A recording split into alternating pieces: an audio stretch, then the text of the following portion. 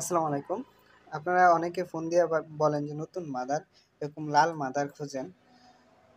কিন্তু আসলে আমাদের এখানে আপনারা যদি সরাসরি দেখেন যে এখানে অনেকগুলো পিক হয়ে গেছে, এগুলা পাখা গজাবে তখন নতুন মাদার হবে।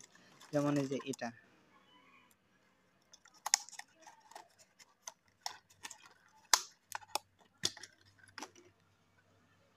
একদম নতুন মাদার। কিন্তু এই মাদারটা হইতে গিয়া এখানে একটা মাদার কালো হয়ে গেছে। তখন কি এটা নতুন না? এটা অবশ্যই নতুন, কারণ এটা এখনো বের করা হয় নাই। তো আসলে বিশ্বস্ত সেলারের কাছে যদি নেন, কোনটা নতুন কোনটা পুরান সেটা অবশ্যই আপনাদের দেখায়, তারপরে দিবে।